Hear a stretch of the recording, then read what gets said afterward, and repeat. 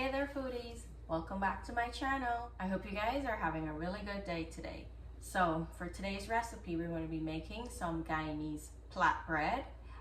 This is usually a staple in every Guyanese home around the holiday times, especially Christmas time, to go with your pepper pot. So I'm going to add this recipe to my channel today, and you guys can see how you can make your plait bread at home if it's something that you can just easily go out to the store and buy.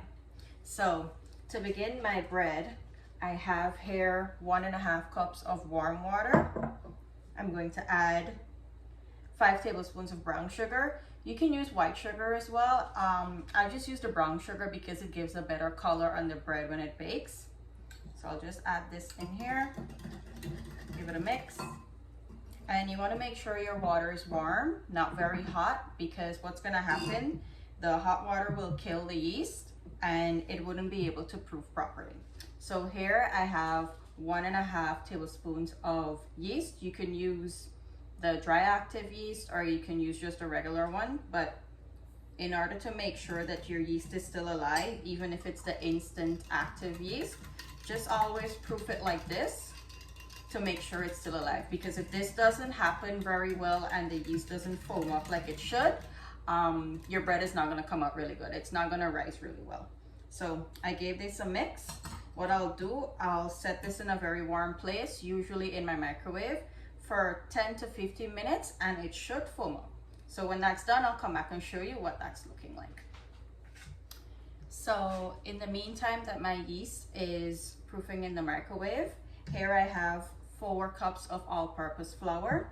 To this, I'll just add a 1/4 teaspoon of salt.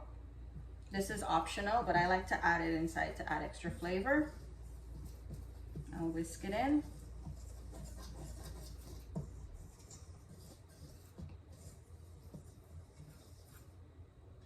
And here I have 3/4 cups of softened butter. With the butter, this usually gives you a very soft bread. You don't want to over add because then it might become too soft, but just the right amount will give you that nice soft and lasting bread. So I'll add this into my flour. With my clean hands, I'll now go in and work the butter into the flour.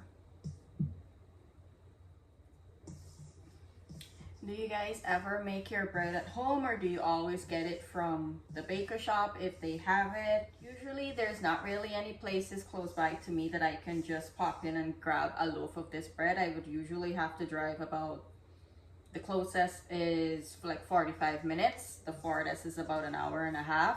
So I always like to make a loaf of this sometimes so that I can always have it, and it's usually around the holiday times, because whenever we would have pepper pot in the house, this is the right bread to eat pepper pot with. Sliced bread doesn't cut it. It does not, because this bread is like so soft and so thick, but somewhat has like a dense function that when you soak up that good pepper pot broth, it tastes really good with it. And back in Guyana, we would always go to Humphrey's Bakery. If anyone remembers Humphrey's Bakery in, I think, what was that? Was that Albaistong, I think? I'm not sure. I was a kid. I didn't know the area too much. I just knew that we used to always go and buy bread and pastries on a Saturday afternoon because that's when they would have their freshest baked goods. And we would always pick up one of this, looking for the biggest one and the softest at the same time because you want it fresh, right? And as soon as you get home, or even before you get home, you either break into it and start eating on the way home, or when you get home, you cut a good thick slice, you add some butter, or you toast it and add some butter on top. You guys should know how good that usually tastes. And you know how good Humphrey's bread has always been. Hopefully they're still there. I haven't been back in a while. So I have all of my butter worked into my flour here.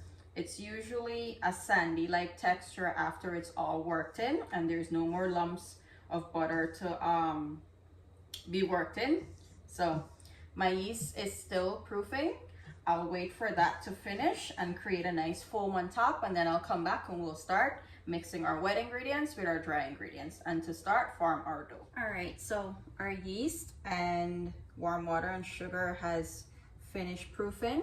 As you can see, there's a foam on top of there, and that's what you want. What I'll do, I'll just make a little hole in the center here in my flour, and also I have some additional flour here for dusting, and I'll just add my yeast mixture into here. Make sure to get all of the yeast out of here because it can stick to the glass sometimes.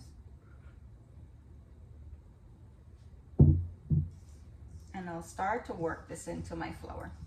What you're looking for here is a nice soft and sticky dough, because if you mix a tough dough for your bread, it's going to give you a dense and tough bread. But if that's what you're going for, that's perfectly fine too. So here I'm just working in my flour and the mixture. So here I'm just adding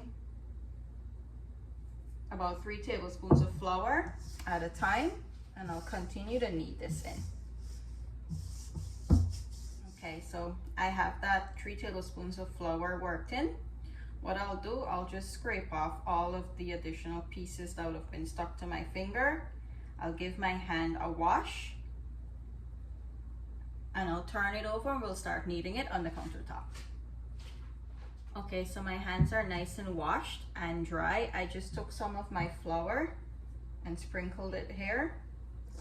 I'll turn my dough over, and the reason why I say to wash your hands and dry them very well is because if you have wet sticky flour to your hands and you're gonna go knead a soft, somewhat sticky dough, it's just gonna continue to stick to your hands and you're gonna have a hard time. So as you can see, the dough is not really sticking to my hands much when I'm gonna knead it now. So what I'll do here, I'll just knead this to a nice smooth dough ball. And the kneading process is not very hard. It's just, I'll show you. Let me get some more flour. So here I have my dough. You pull and push. Pull and push. That is by using the palm of your hands. You can pull with your knuckles and press down as well. Either one works the same way, whichever one is comfortable for you. So don't feel intimidated by kneading bread and saying that, oh, I'm afraid to make bread because I may not knead it right. It's very easy. Just take the dough like this. Look at my hand here. Pull it towards you or to an angle, however you're comfortable standing. I'm pushing it back. And that's basically it. And you're gonna notice that everything is gonna come together really smoothly. And you can also use up all of this dry flour as necessary. But once you see the dough is starting to get smooth, try to limit the amount of dry flour you add, because it's going to alter the texture of the type of bread you're looking to have, which is a nice, long-lasting, soft bread. So now I'm just gonna go in with tiny sprinkles of flour, and that'll take me through until I'm finished kneading. I hope that all these tips and tricks can help you guys to feel less intimidated for kneading any kind of dough, whether it be for bread, roti, anything that requires simple kneading.